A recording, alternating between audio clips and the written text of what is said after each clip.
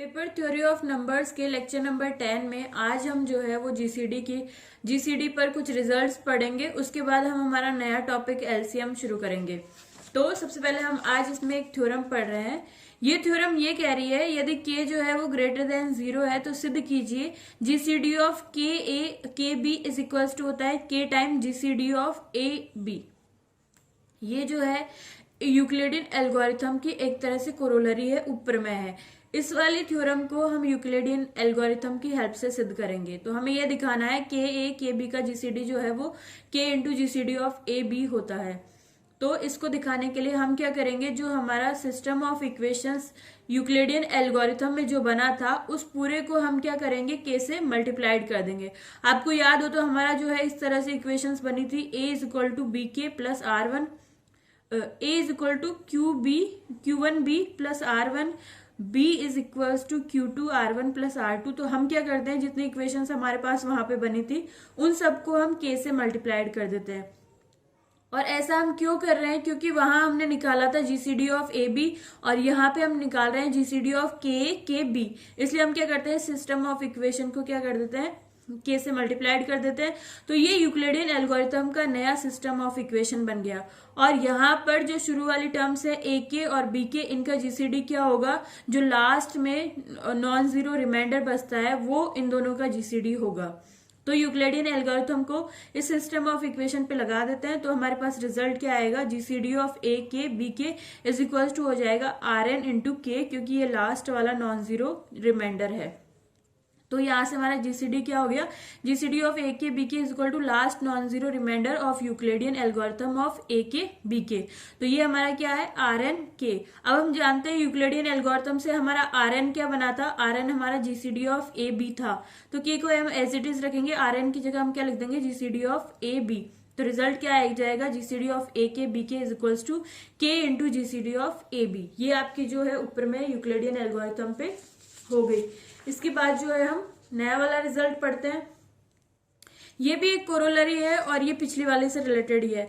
यहां पे हमने क्या लिया था, k इज ग्रेटर देन 0। अब हम क्या ले रहे हैं कि किसी पूर्णांक k जो नॉट इक्वल टू 0 है, यानी वो पॉजिटिव भी हो सकता है और नेगेटिव भी हो सकता है।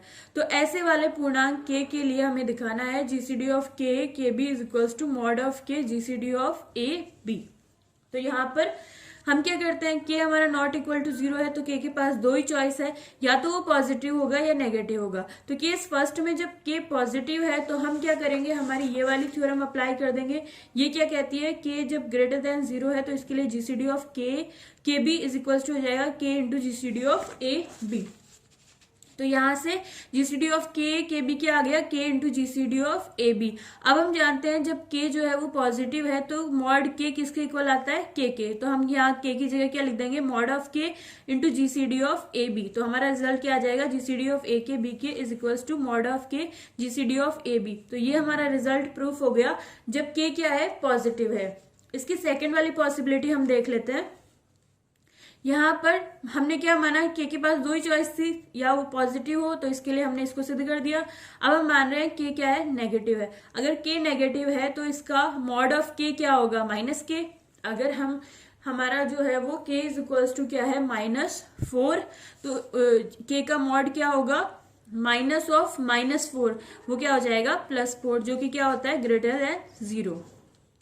तो यहाँ पे हमारा मॉड ऑफ के क्या होगा, -k, क्योंकि के क्या है, लेस देन 0, और मॉड ऑफ के क्या होगा, ग्रेटर देन 0। तो अब हमारा मॉड ऑफ के क्या हो गया, ग्रेटर देन 0। तो यहाँ पर हम क्या करते हैं, शुरू इस तरह से करते हैं, जीसीडी ऑफ ए के बी के इज इक्वल टू होगा GCD of -k minus B K. ये क्यों है, ये हमारा रिजल्ट है, GCD of A B is equal to होता है जीसीडी ऑफ -a और -b। ऐसा इसलिए होता है क्योंकि हम जो है यहाँ पर जो हमारे पूर्णांक है हम उनके डिवीजर देखते हैं, कॉमन डिवीजर, और उनमें से जो सबसे ग्रेटेस्ट होता है उसको हम क्या कहते हैं, जीसीडी। वो और ये जो डिवीजर है हम हमेशा पॉजिटिव डिवीजर देखते हैं। तो जो जीसीडी होगा वो हमेशा पॉजिटिव होगा, चाहे आपके इंटीजर्स जो है वो नेगेटिव हो। तो इसीलिए GCD of A B is equal to होता है जीसीडी ऑफ -a और -b। तो यहाँ पर रिजल्ट आ गया जीसीडी ऑफ ए के बी के is equals to GCD of minus a k minus B के। तो यहाँ पर हम क्या करेंगे, माइनस के की जगह मॉड के लिख देंगे, क्योंकि मॉड के इज इक्वल टू क्या है, माइनस के। तो ये हो जाएगा जीसीडी ऑफ ए मॉड के बी मॉड के। यहां से हम जो है वो यूक्लिडियन एल्गोरिथम की ये वाली पिछले वाली ऊपर में जो है वो अप्लाई कर देते हैं, क्योंकि ये और ये क्या कहती है कि के बाहर आ जाएगा अगर आपका के पॉजिटिव है। तो यहाँ पर हमारा ये क्या है, मॉड के, और मॉड के क्या है, पॉजिटिव है, इसलिए ये बाहर आ जाएगा। तो ये क्या हो जाएगा, mod K into GCD of A B. तो ये वाला रिजल्ट जो है हमने पॉजिटिव और नेगेटिव दोनों कंडीशंस के लिए प्रूव कर दिया। तो ये आपकी क्या होगी, ऊपर में सेकंड। इसको और ज्यादा क्लियर समझने के लिए, पिछली वाले दो उपरमे को समझने के लिए हम यहाँ पर क्या करेंगे, एक एग्जांपल लेते हैं। जैसे हमें पता है जीसीडी ऑफ 12 और 30 क्या होता है, 6। सबसे बड़ा पूर्णांक 6 ही है जिसमें इन दोनों, जिसका भाग इन दोनों में जाता है। तो यहाँ पर जीसीडी ऑफ 12 30 को हम क्या लिख देंगे, जीसीडी ऑफ 12 को हम लिख सकते हैं 6 इंटू 2, 30 को हम लिख सकते हैं 6 इंटू 5। तो यहां से हम जो है अब यूक्लिडियन एल्गोरिथम की ये वाली ऊपर में लगा देते हैं, ये वाली कि हमारा क्या आ जाएगा, बाहर आ जाएगा। मॉड 6 क्या होता है, 6 के इक्वल होता है। तो 6 हमारा बाहर आ जाएगा, अंदर क्या बचेगा, जीसीडी ऑफ 2 5। और जीसीडी ऑफ 2 5 क्या होता है, 1। ये आपस में रिलेटिवली प्राइम होते हैं, तो इनका जीसीडी क्या होगा, 1। तो लास्ट में ये जीसीडी ऑफ 12 30 किसके इक्वल आएगा, 6 के इक्वल। तो ये जो है हम ये इसके जो है वो क्या हो जाएंगे, एप्लीकेशंस, एग्जांपल्स। ऐसे वाले एग्जांपल्स ही आपको इसके सॉल्व करने होंगे, और उसके लिए आपको ये रिजल्ट और पिछले वाला रिजल्ट याद रखना पड़ेगा। खैर ये पिछले वाला रिजल्ट जो है इसी रिजल्ट में कंबाइंड हो गया, तो आप इस रिजल्ट को याद रखे ऐसे वाले एग्जाम्पल सॉल्व कर सकते हैं। इसके बाद जो है हम हमारा अगला टॉपिक पढ़ते हैं, और हमारा अगला टॉपिक है लीस्ट कॉमन मल्टीपल, जिसको हम एलसीएम भी बोलते हैं। हम स्कूल में पढ़ के आए हैं इसको हम यहाँ और ज्यादा क्लियर तरीके से पढ़ लेंगे। तो हमारा टॉपिक है लीस्ट कॉमन मल्टीपल। और ये क्या होता है, दो नॉन जीरो पूर्णांक है हमारे पास a और b। तो इसका जो लीस्ट कॉमन मल्टीपल है वो एक धनात्मक पूर्णांक m कहलाता है, पॉजिटिव इंटीजर m। यदि a divide m b divide m, यानी m को दोनों डिवाइड करने चाहिए। और दूसरी बात क्या है, यदि दोनों किसी और पूर्णांक c को भी डिवाइड करते हैं तो c और c पॉजिटिव है, तो c जो है वो बड़ा या इक्वल होगा m के। यहाँ पर हम क्या कह रहे थे, जब हम जीसीडी निकालते हैं तो उस टाइम जो है हम क्या कहते हैं, जीसीडी डी का भाग ए बी में जाना चाहिए। तो हम ए बी से छोटा वाला डिविजर ढूंढते हैं। यहाँ पे हम मल्टीपल ढूंढ रहे हैं, तो वो ए बी से क्या होगा, बड़ा होगा। तो कोई भी अगर पूर्णांक है हमारे पास, नॉन जीरो इंटीजर है ए बी, और उसका जो है एलसीएम हमें निकालना है, तो सबसे पहले हम कॉमन मल्टीपल निकालेंगे। तो कॉमन मल्टीपल क्या हो जाएगा, एक ऐसा इंटीजर जिसमें ए का भी भाग जाता है, बी का भी भाग जाता है। और ये यहाँ से क्या हो जाएगा, लीस्ट कॉमन मल्टीपल, क्योंकि और कोई इंटीजर ऐसा है सी जिसमें इन दोनों को भाग जा रहा है, तो वो क्या हो जाएगा, लेस देन, वो क्या हो जाएगा, ग्रेटर देन एम। तो एम क्या हो गया, लीस्ट कॉमन मल्टीपल। इस लाइन से ये ए बी का कॉमन मल्टीपल हो गया, और इस वाली लाइन से ये ए बी का क्या हो गया, लीस्ट कॉमन मल्टीपल। और यदि यहाँ पे एक नोट है, यदि a और b किसी m को डिवाइड करते हैं तो m इन दोनों का क्या होगा, कॉमन मल्टीपल। ये चीज हम पीछे भी पढ़ के आए हैं, इसके सिमिलर चीज। यदि d का भाग a और b में दोनों में जा रहा है तो d इनका क्या होता है, कॉमन डिविजर। अब इन दोनों का भाग किसी एक ही पूर्णांक में जा रहा है तो वो पूर्णांक इनका क्या हो जाएगा, मल्टीपल, और वो इन दोनों से बड़ा या इक्वल हो सकता है। तो ये हमारी क्या होगी, लीस्ट कॉमन मल्टीपल की डेफिनेशन। अब जो है हम इस पे कुछ रिजल्ट्स पढ़ेंगे जिससे हमारा ये टॉपिक और ज्यादा क्लियर हो जाएगा। तो यहाँ पे क्या है, कॉमन मल्टीपल ऑफ -12 और 30 अगर हम ढूंढना चाहे तो वो क्या होंगे। पहली बात तो ऐसी संख्याएं होंगी, ऐसे इंटीजर्स होंगे जिनमें क्या होगा, वो जिनमें 12, -12 और 30 दोनों का भाग जाना चाहिए, पहली कंडीशन। और दूसरी कंडीशन वो ग्रेटर देन 0 होना चाहिए, क्योंकि हमने m को लिया था एलसीएम।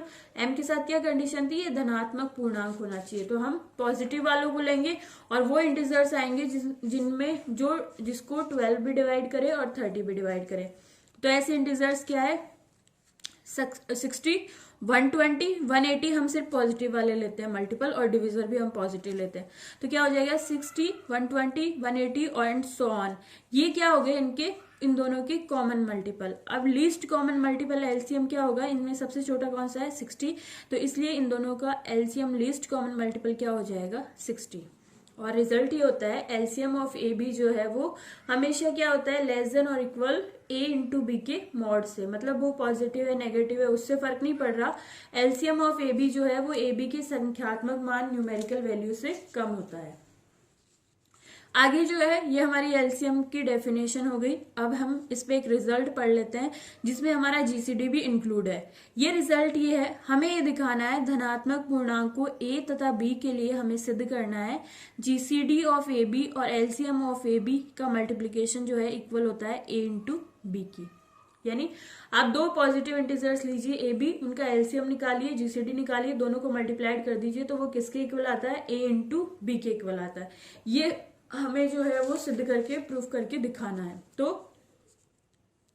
इसको सिद्ध करने के लिए हमने क्या ले लिया, ए बी दो धनात्मक हमारे पॉजिटिव इंटीजर है, धनात्मक पूर्णांक है, और इनका कोई जीसीडी होगा तो हमने मान लिया डी जो है इन दोनों का जीसीडी है।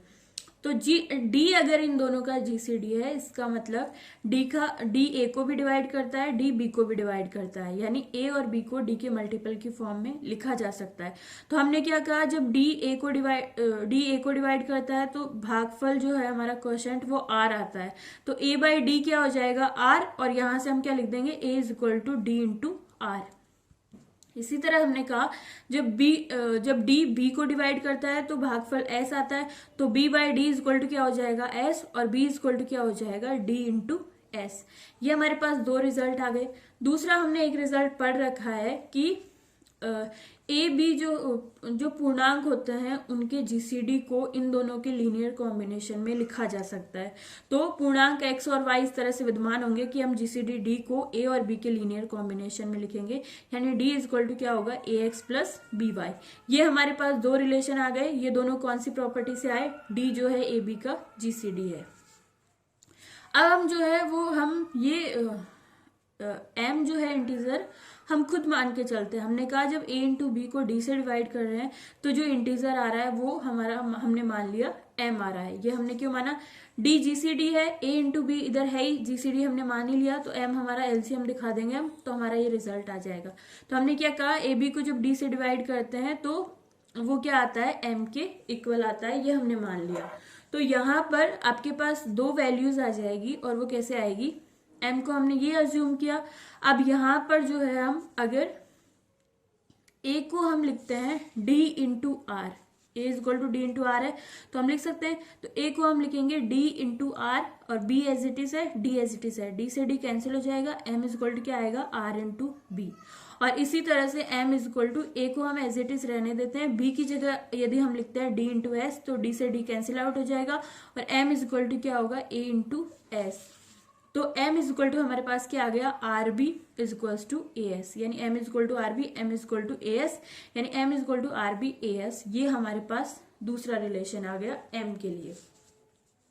तो 1, 2 और ये 3 ये हमारे पास रिजल्ट आ गए। इनका यूज करेंगे हम m को एलसीएम दिखाने के लिए। तो सबसे पहले हमने मान लिया a और b का कॉमन मल्टीपल c है।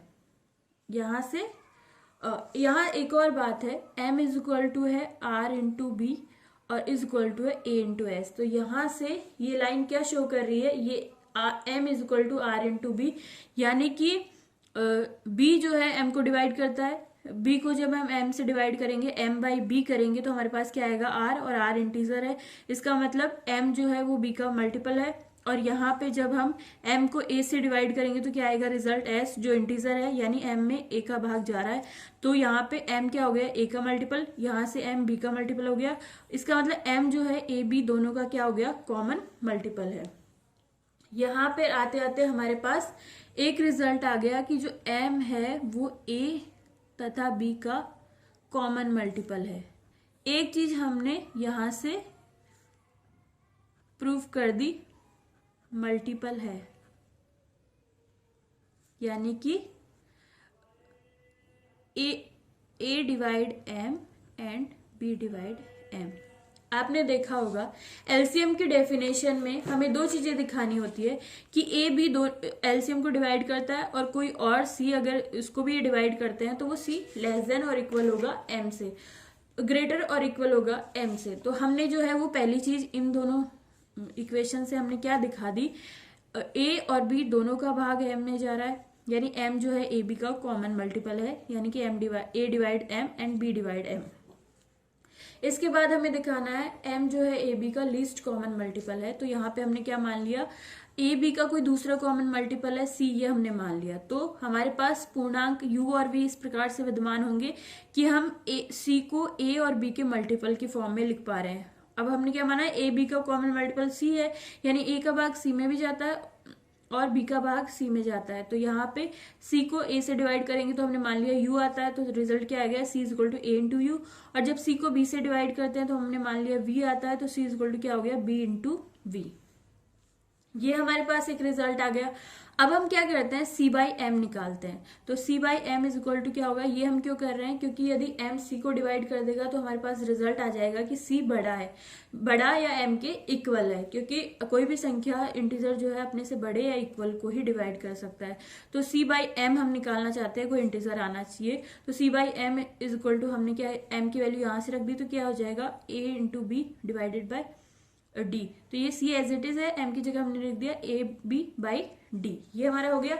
इसके बाद जो है हम क्या करेंगे, d की जगह हम इस वाले रिलेशन से क्या लिखेंगे, a x plus b y. तो रिजल्ट क्या हो जाएगा, c by M is equal to c by a b, और d की जगह क्या आ गया, a x plus b y. इसको अंदर मल्टीप्लाइड कर देते हैं, खोल देते हैं। तो ये c बाई ए बी को ए एक्स से मल्टीप्लाइड करेंगे, ए कैंसिल हो जाएगा, हमारे पास क्या बचेगा, c by B into X plus आगे जो है b कैंसिल हो जाएगा, हमारे पास क्या बचेगा, c by A into Y. यहाँ पे c बाई बी और c बाई ए की वैल्यू हमें निकालनी है। तो c बाई बी को हम यहाँ से c बाई वी को हम लिखेंगे v और c बाई ए को हम लिखेंगे u। तो ये हमारे पास क्या आ गया, V X plus U Y equation 5 से। तो ये क्या हो गया, c by M is equal to क्या हो गया, इंटीजर, क्योंकि v इंटीजर है, x इंटीजर है, तो v इंटू एक्स भी इंटीजर होगा, u और y भी इंटीजर है, तो इन दोनों का मल्टीप्लिकेशन में इंटीजर होगा, और ये दोनों इंटीजर है तो इनका एडिशन क्या होगा, इंटीजर। तो c by M is equal to क्या आ गया, इंटीजर। इसका मतलब m डिवाइड करता है c को, और हमने रिजल्ट पढ़ा था यदि b डिवाइड करता है, यदि a डिवाइड करता है b को, तो मॉड ऑफ a जो है लेस देन और इक्वल होता है मॉड ऑफ b के, यानी a का संख्यात्मक मान b के संख्यात्मक मान से कम है, यानी m जो है वो लेस और इक्वल है c। और ये दोनों क्या होंगे, यहाँ पे मॉड इसलिए नहीं आएगा क्योंकि m भी हमने पॉजिटिव लिया है और c भी हमने पॉजिटिव लिया है। तो mod m is equal to mod m is equal to m हो जाएगा, mod c is equal to c हो जाएगा। तो हमारे पास दूसरा रिलेशन भी आ गया कि m जो है वो क्या है, लेस देन और इक्वल क्या है, c है। तो यहाँ से m ए बी का क्या हो गया, कॉमन मल्टीपल है, और m जो है लेस देन और इक्वल c है, इसका मतलब m जो है क्या हो गया, ए बी का एलसीएम।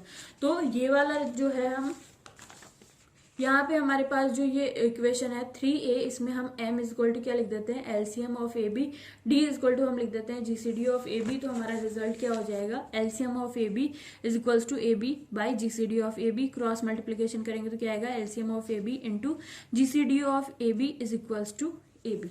तो ये हमारा क्या हो गया, रिजल्ट प्रूफ हो गया। इसके बाद जो है हम इस पे एक कोरोलरी पढ़ लेते हैं। ऊपर में इस पे एक रिजल्ट है, ये कहता है ए बी दो पॉजिटिव आपके इंटीजर है, तो ए बी के लिए हमें दिखाना है LCM of A B is equal to A B होता है यदि केवल GCD of A B is equal to 1, यानी आपस में अगर वो रिलेटिवली प्राइम है तो उनका एलसीएम उन दोनों के मल्टीप्लीकेशन के बराबर होता है। ये हमें दिखाना है और इस वाले रिजल्ट की हेल्प से दिखाना है। तो सबसे पहले हमने मान लिया LCM of A B is equals to है ए इंटू बी।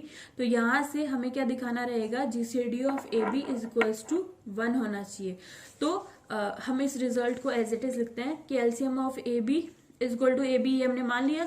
रिजल्ट क्या कहता है, GCD of A B into LCM of A B is equal to होता है ए बी। यहाँ पे हम एलसीएम ऑफ ए बी की वैल्यू क्या रख देते हैं, ए इंटू बी। तो ए इंटू बी और ए इंटू बी कैंसिल हो जाएगा, GCD of A B is equal to क्या आएगा, 1। यही हमें दिखाना था। कन्वर्सली विलोमता में हम उल्टा मानते हैं, हमने मान लिया जीसीडी ऑफ ए बी क्या है, 1 है। तो हमें दिखाना है LCM of A B is equal to 1, A into B होना चाहिए। तो यहाँ पे हम GCD of A B is equal to 1 रखेंगे तो क्या आ जाएगा, LCM of A B is equal to A B. तो ये आपका क्या हो जाएगा, रिजल्ट ये ऊपर में आपकी जो है वो सिद्ध हो जाएगी। ये आपका एलसीएम और उस पर एक रिजल्ट था। अब हम एलसीएम पे एक एग्जांपल पढ़ लेते हैं। मैंने माना a इक्वल टू मेरा 35 है और b इक्वल टू 49 है। अब हमें पता है इनका जीसीडी क्या होता है, 7 ही सबसे बड़ा इंटीजर है जिसका भाग इन दोनों में जाता है, तो इनका जीसीडी 7 है। तो अब हमें इनका एलसीएम निकालना है, तो हम क्या करेंगे, इस वाले फॉर्मूला जो अभी हमने पढ़ा था वहां से अगर हम इनका एलसीएम निकालना चाहे तो LCM of A B equal to क्या होगा, a into B divided by GCD of A B. तो हमने क्या कर दिया, a into B divided by GCD of A B. तो यहाँ पे हम इसको सॉल्व कर लेंगे तो ये क्या आ जाएगा 5 इंटू 49 और ये क्या हो जाएगा 245। ये क्या हो गया आपका एलसीएम निकालने का फॉर्मूला। तो ये आपका एलसीएम वाला टॉपिक कंप्लीट है। हमने 2 का निकाल के दिखाया है, आप जो है 3 का भी निकाल के सकते हैं इसी वाले मेथड से। तो एक बार हम जीसीडी ऑफ 3 इंटीजर्स पढ़ लेते हैं, क्योंकि हमने 2 इंटीजर्स के जीसीडी को ही डिस्कस किया है। तो लेकिन 3 वाला भी सेम ही होता है, तो आप जो है 2 को 3 तक और आगे भी एक्सटेंड कर सकते हैं। तो जीसीडी ऑफ 3 इंटीजर्स क्या होता है, 3 इंटीजर हमने लिए ए बी सी, सारे 0 नहीं होने चाहिए। 0 होंगे तो कोई मतलब वाली बात नहीं रहेगी, इसलिए कोई 1-2 0 हो सकता है लेकिन सभी शून्य नहीं है। हमने ऐसे ए बी सी लिए हैं, तो इनका जीसीडी ए बी एक पॉजिटिव इंटीजर डी होता है यदि डी जो है इन तीनों को डिवाइड करे, यानी इन तीनों का डिवीजर हो, और यदि डी जो है वो ए बी सी जो है वो किसी और ई को भी डिवाइड करते हैं, तो ई जो है वो लेस देन, और यहाँ पे एक चीज गलत हो गई, डी जो है वो लेस देन और इक्वल होना चाहिए ई के। यहाँ पे हम क्या कह रहे हैं, डी पहली बात तो एबीसी का डिवीजर होना चाहिए, यानी डी जो है इन दोनों को डिवाइड करना चाहिए, और डी यदि किसी और ई को भी यदि ए बी सी का एक डिवीजर ई भी है तो ई जो है वो बड़ा होगा और डी जो है, एक मिनट यहाँ पे थोड़ा कंफ्यूजन है, ये पहले मैंने सही लिख रखा था। हम क्या बात कर रहे हैं, एलसीएम की बात नहीं कर रहे, हाँ सही है, हम बात कर रहे हैं ग्रेटेस्ट कॉमन डिवाइजर की। तो अगर डी इन तीनों को डिवाइड करता है तो डी इनका एक डिवीजर हो गया, और इनका यदि कोई दूसरा डिवीजर ई भी है, तो अब आपके पास 2 डिवीजर हो गए, तो इनमें ग्रेटेस्ट कौन होगा, हम डी को दिखाना चाह रहे हैं। तो डी अगर ग्रेटेस्ट होना चाहिए तो डी क्या होना चाहिए, बड़ा और इक्वल होना चाहिए ई से। ये वाला रिलेशन आपका सही है। तो हमारे पास जो है वो जो कंडीशन 2 इंटीजर्स के लिए थी वही 3 इंटीजर्स के लिए भी है। पहली बात तो ये, जो जिसको आप जीसीडी दिखाना चाह रहे हो वो उन तीनों का डिवीजर होना चाहिए, और दूसरी बात यदि कोई और दूसरा डिवीजर भी विद्यमान है तो अपना वाला जो डिवीजर है वो उससे बड़ा होना चाहिए, क्योंकि हम क्या देख रहे हैं, ग्रेटेस्ट कॉमन डिवाइजर।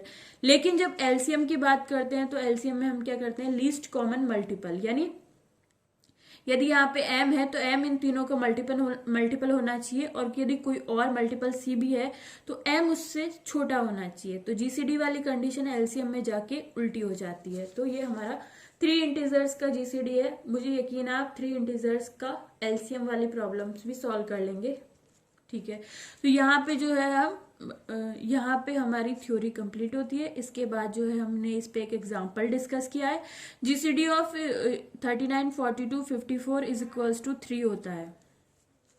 तो हम ये दिखाना चाहते हैं ये 3 की, अगर यहाँ तो हमने इसको सॉल्व करके देख लिया, लेकिन इसको सॉल्व करने का मेथड क्या होता है वो हम डिस्कस कर रहे हैं। इसको हम सिद्ध करेंगे, प्रूफ करेंगे कि इसका जीसीडी 3 किस तरह से होता है।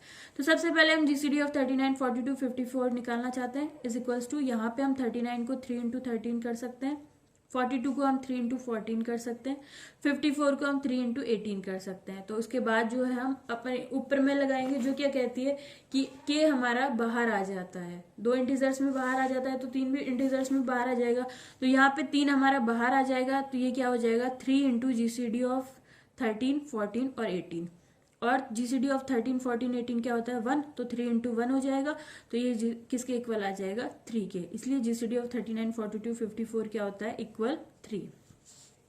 दूसरा एग्जांपल है जीसीडी ऑफ 6, 10, 15 क्या होता है 1, लेकिन 6 और 10 का अलग से निकालेंगे तो जीसीडी 2 होगा, 10 और 15 का अलग से निकालेंगे तो 5 होगा, और 6 और 15 का निकालेंगे तो 3 होगा। ये एग्जांपल हमें क्या दिखाना चाहता है, इन तीनों का आपस में जीसीडी 1 हो सकता है, लेकिन यदि हम इनको पेयर्स में अलग अलग लेते हैं तो वहां पे जीसीडी 1 होना कोई जरूरी नहीं है, वहां पे जीसीडी 1 से ज्यादा हो सकता है। यानी इनका पेयर्स में जीसीडी अलग आ सकता है, लेकिन इन तीनों का इकट्ठे जीसीडी उससे अलग होगा, इसमें कोई कंफ्यूज होने वाली बात नहीं है। तो ये जो है आपकी यूनिट फर्स्ट की पूरी थ्योरी जो है हमने कंप्लीट करवा दी। इससे अगले वाले लेक्चर में जो है हम यूनिट सेकंड शुरू करेंगे, और यहाँ पे जो है मैंने जीसीडी और एलसीएम पे कुछ प्रॉब्लम्स जो है वो लिखी है, इसको आप सॉल्व करने की कोशिश कीजिए। और यदि आपसे कोई भी प्रॉब्लम सॉल्व नहीं होती है तो आप यूट्यूब के कमेंट सेक्शन में या व्हाट्सएप पे पूछ सकते हैं।